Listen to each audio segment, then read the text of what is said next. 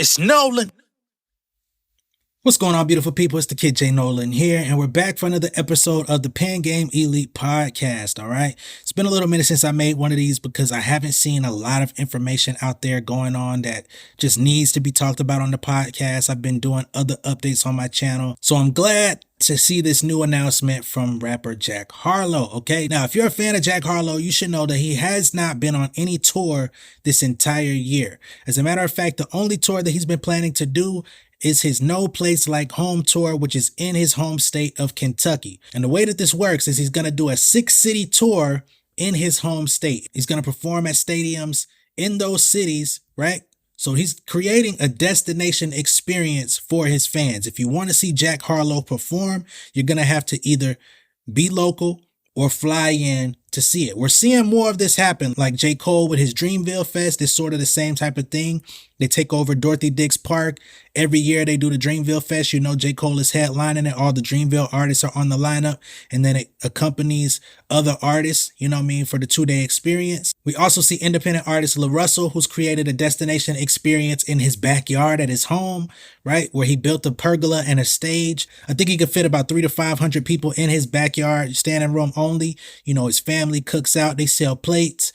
They have a great time. He performs his catalog, and people literally fly in to Vallejo, California, which is not a major city in the state of California, to come watch him perform. He's gotten his fans accustomed to him performing in that backyard, whether it's for content, whether it's for interviews, whether it's for free game for independent artists, or doing his exclusive shows. There's definitely a tide changing in the industry with artists that want to have a more direct community with their fans, meaning I want you to come to places that are meaningful to me. I don't just want to go around the world, go from city to city, state to state, run myself to the ground, be exhausted, and do this as a year-round thing. I want to create tailored experiences to where you could come somewhere that's important to me, right? I can treat you like one of my own people, like a family member or a friend, right? Because this is intimate. This is something that's a little bit more controlled, because it's only so many people that are going to fit. There's only so many people that are going to come from out of town to come see you. You're going to have people that are going to go to all 6 stops on this tour just because they're fans and just because they want to, you know, look back at this time and be like, I did that. He's going to have an opportunity to foster relationships with these people, especially the repeat customers.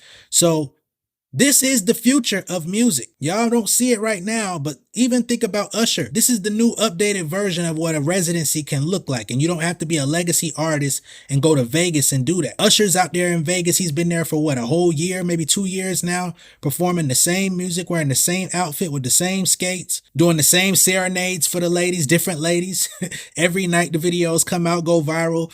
So it's all about cultivating a fan experience, but also making the workload feasible for the artist, right? So now you're not whoring yourself out, for lack of a better term, selling yourself to the highest bidder, selling yourself to the highest buyer, and wearing yourself out. I personally think this is remarkable. So back in August, the No Place Like Home tour tickets went on sale, okay? Now, this is his 3rd time doing this particular tour, so it's not something that's brand new. You really would have to have been following Jack Harlow to know that this is a thing, though, because this is my first time hearing about it. So what he does is he holds concerts in 6 cities around Kentucky, which is Owensboro, Pikeville, Covington, Murray, Bowling Green, and Lexington. Most people have probably heard of Lexington. Some have probably heard of Bowling Green. The rest of them we don't really know about, right? I'm from Atlanta. I never heard of these places. And as of yet, they don't even have Louisville, which is probably one of the most known cities in that state. I guess he feels like they get enough of him. A limited number of tickets will be available. This is how they promoted it. During a general sale starting at 10 a.m. Friday, August 25th at Ticketmaster.com. Register now through Sunday for city presale and artist presale tickets, right? So they did a limited number of tickets, meaning this is a certain capacity of people that are going to get this experience. So if you lagged on it, you didn't get your ticket, you just missed out. Now, he just launched a website called privategarden.us. This is where you're going to get a little bit more information about what he's doing in the experience, right? So you have the Private Garden founding membership. This is available exclusively to No Place Like Home ticket holders. So if you bought your tickets back in August, you're now getting this opportunity to do the experience, right? Which is an additional $150. So if you paid, you know, $80, $100, $60, whatever it was that you paid for your original ticket, you can add on. This is not mandatory, but if you want to be a part of this movement, you can pay $150, and this is going to give you additional access to Jack Harlow, right? The experience perks you're going to get for this, you get expedited entry into the venue with potential to be selected for seat upgrades, okay? So you pay this extra $150, which means that you're going to get priority when you show up to the venue. When you show up to the stadium, if you have this ticket, you're going to get in before others. You also have the potential to be selected for seat upgrades. So they're going to be actually doing some sort of selection process to say, hey, if you have this ticket, move up. That's pretty dope. There's a members only pre-party, right? So you're going to actually get to party with Jack Harlow and his team, which is probably going to be food, drinks, libations, and anything else that's going on. Maybe hand to hand, talk to them for a minute, get your photos. A lot of people don't get these opportunities. This is better than a meet and greet if you ask me, but it kind of gives you that feel. Paying this $150 also gives you the opportunity to collect performance stamps with a members only passport. Okay, so he's developing his own passport system, meaning you join his private garden membership and you go to the shows, you get stamps on your passport, which probably means as you collect these stamps, it will also add up to certain perks and points, you know what I'm saying, to show your level of fanhood for Jack, and he's going to reward you for it. You also get a lifetime membership to the private garden. I don't know what the private garden is. I think that's his label or something like that. Maybe that's his touring company where that he puts all this together through, right? But you now get lifetime membership, which means if he does other events that are one-off events under the private garden umbrella, you'll probably be able to get in with no extra fee, whereas members of the general public might have to pay. It's pretty dope. Taking it further, you also will get to attend future in-person events and unlock limited edition merchandise. Again, this is all for the fan experience. This is all for building a sense of community, right? So just like I speculated, future in-person events and unlock limited edition merchandise, meaning that you're going to have access to certain merch from Jack Harlow and his team that the general public will not. So they're going to do their limited edition runs. They may produce 25, 50 hoodies. You're going to get priority on that while the rest of the fans are like, damn, I want it. Your membership will support the Jack Harlow Foundation, which reinvests and uplifts organizations aiming to make Louisville, Kentucky a better place to live. For those that aren't actually coming into Kentucky, you're not going to be able to make it. You're also doing a waiting list, okay? So Private Garden will be open to additional fans soon. So this experience could likely become part of his touring system, right? Where he says, I'm going to Atlanta and we're going to do a whole experience. I'm going to here, boom, going to LA, New York, Minnesota.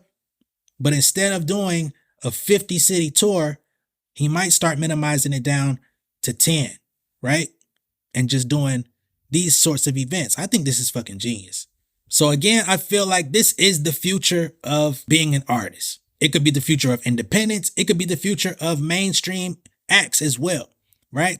Because you don't have to be a Jack Harlow. You don't have to be Beyonce. You don't have to be Taylor Swift to pull something like this off. If you have 50 fans or you have a network of artists and y'all could generate 50 to 100 ticket sales, you can craft your own experience just like this. You can create a mini festival. You can create a quarterly concert series where you and your friends come together, put some money together for a venue, right? Sell an exclusive ticket, have it priced at a margin where everybody can eat off of it, but it's not unfairly priced. If you got 5 artists on the bill, make it a $60 or $50 ticket. Everybody gets $10 off the ticket, right? Y'all sell 50 to 100 tickets. 50 times 50 is what? 2,500? 2,500 divided by 5, that's $500, right? And you can either say, do you want to take the $500 that we get, or do you want to reinvest it into the next show, right? Give options. So this is what's exciting to me, man. Like, artists are starting to really think. They're starting to really become intentional about what it is that they want to do, how they want to interact, creating this membership situation. That's also another trend that's going on in the industry. It's not just the music industry, but just the entertainment industry, period, or just fan clubs. Like, the idea of fan clubs are coming back, and you may not want to call them fan clubs. You may not be in a position where you want to call your support base actual fans. You could call it a support group, right? You could call it a music club, right? You could call them hangouts, you could call them meetups, whatever you want to call your particular sector of people, that's up to you.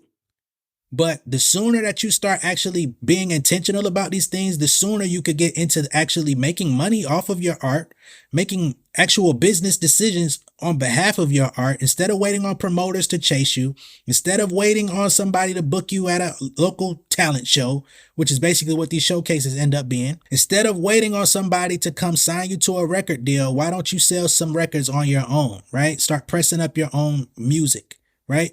Start selling actual songs to other artists that need it. Start creating other things. Even though I did not come into this video to talk about this, I want to take this opportunity to speak on it. Shout out to Sarah J. Phillips. She says, artists, whether you have been in this space for a while or new here, I encourage you not to look at any one platform or service as the cure-all or the thing that will by itself make you a living as an artist.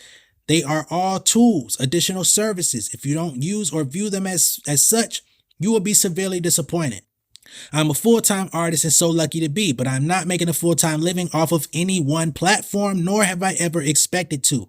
Here are some things I do, as well as minting my music as digital collectibles. So she's been releasing music NFTs and digital collectibles of her music. That's one of her breadwinners. That's something I never got into, but there are artists that have made good money in that field. But she says, create and sell vocal and instrumental samples. I've talked to y'all about this before. When you're recording your music, especially if you record yourself at home in a home studio, save those vocals. Save the processed version with the mixing and all of the effects and plugins on them. Save a raw version as well. You can sell those. You can sell them on your website, or there's marketplaces out there where you can sell vocal samples and instrumental samples if you produce. Number 2, create content for a different number of brands, right? There's so many brands out there that you can work with as an artist. Me, that's something I've been getting into for the last few months. It's new to me. It's new territory. Sometimes it's hard to know how much to charge and what your value should be in the marketplace, but you gotta start somewhere, right? Even if it's just doing $300, $500 content at first, and then building from there as you get more credentials, as you get more comfortable with your voice in the space. You can actually pitch yourself to these companies too. I've worked with some distribution companies on this thing. I've worked with audio companies, you know what I'm saying? And you can see who you like. If you use Shure mics every day of your life, you could reach out to Shure and say, hey, I'm creating records that have X amount of streams. I've sold X amount of physical copies. I've sold X amount of whatever.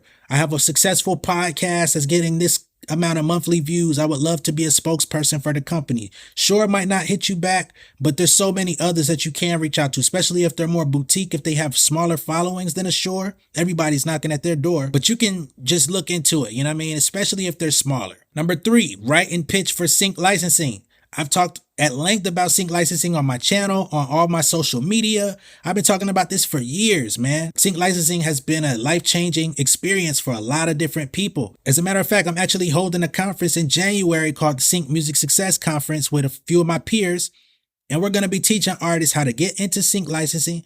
We're going to have music supervisors. We're going to have sync agencies. We're going to have sync agents. We're going to have producers, different creatives that work in this field, giving their best practice tips. You're also going to have the opportunity to do Q&As with them, to ask them direct questions. If there's a music supervisor there and you're like, what do you want to hear? I make hip hop. What type of hip hop do you want? You're going to have the opportunity to ask that question in the chat, and they're going to answer you directly, right? It's not going to be coming from me. I do my own stuff on my own channel, but I'm going to be more so allowing you guys to learn from the decision makers, the people that actually put the money in our pockets, the ones that actually do all of the real work in the TV and film space as it pertains to picking music. You're going to be learning from them. The conference is January 20th and 21st. I'm going to put the link down below in the description so that you could get your tickets. It's only $100. That covers you for 2 days in the experience. That covers you for 2 days of having Q&As with the top executives in the space. Right? We're going to have DJ Z, aka Brian Zizuk from Audio Mac. If you're an artist, if you're a creative, you know you've been on Audio Mac, you probably have your music uploaded there now. He's going to be on there talking to us about how to build your music and your artist brand. We're going to have people that make decisions at Disney, ESPN, different places like that. Make sure you get your ticket, man. But moving along. Number 4, she says, write, demo, and recording jobs for clients on SoundBetter. I've talked to y'all about SoundBetter as well on this very channel. This is where you can actually put your talent on a marketplace, right? So if you are a good songwriter, you're an artist, if you're a producer, mix and master engineer, all of these things, you upload samples of your work, you sign up, check out how you want to price it. You know what I mean? What I did when I signed up was I looked at similar people that did what I do, looked at what their pricing was, and like, all right, they've been on here 2 years, 3 years, whatever. I'm a newbie, so I'm gonna price mine slightly lower than theirs, so people will take a second look at my work, and then hopefully they'll work with me. I also do the same thing on Fiverr. I told y'all I've made close to $50,000 on Fiverr just selling verses, selling songs, ghostwriting, right? Doing tracks for little podcasts, little gaming channels. These are not corporate jobs. These are me doing work for small businesses and individuals. 50 racks. And she goes on to say, if you are an independent artist, you will need to accept and embrace doing a number of different things. Support yourself fully. If that kind of thing is not for you, or it is still not completely covering your living expenses, there is never any shame in having other side jobs. Find what mixed bag of jobs works for you and what you can live with or live on. And my whole point in showing you guys that is I've been saying some of the same concepts. I've been telling you guys about some of the same, business practices, right? Some of the same mentalities, some of the same workflows. I talk about these things all the time on my channel, but I want y'all to understand I'm not talking out of my ass when I say these things. I'm not just pontificating about what it can be. I'm giving you real life experience as somebody that really lives it. My life is not dictated by what I produce on YouTube, right? I'm an artist. I'm a songwriter. I'm a music creative first. That's where I make my living. That's where I make my day-to-day bread. I produce content for YouTube. I produce content for Instagram, social media, etc. because that's like Post-its. This is like my digital billboards for y'all to know who I am so that y'all can see, okay, he's really legit out here. Brings in new people, brings in new community members, brings in new supporters, new subscribers, right? And on the flip side of that, I put my music at the end of every video so y'all know, oh, damn, he's a really good rapper. He's got a good sound mind. I like his mentality. I like his perspective on subjects pertaining to the music industry or entertainment industry. But damn, that's a good ass song too. Let me check that out. I'm not saying that everybody is going to be able to pull these things off. It comes down to your personality. It comes down to your voice, what you're confident in, your confidence level. Do you believe in yourself? Are you really going to go out on the front lines and advocate for yourself on a daily basis? I'm not talking about 4 or 5 days a week. I'm talking about 7.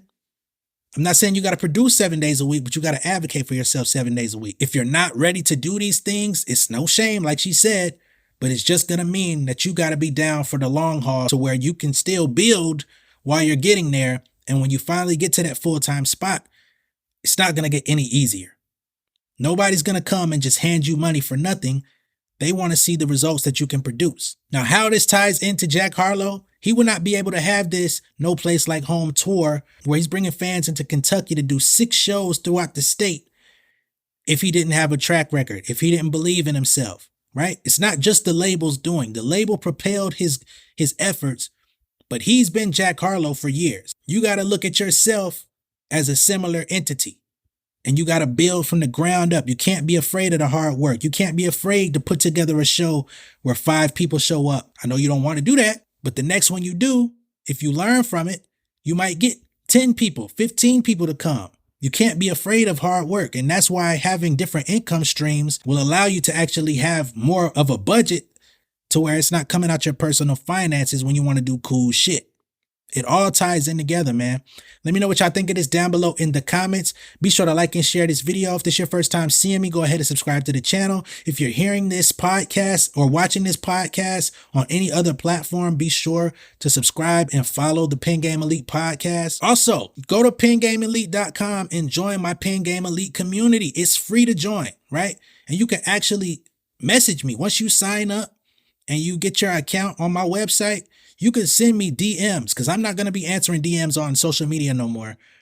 DM me and you can actually ask me a question, right? So if you're trying to put something together and you're like, dang, where do I go for this?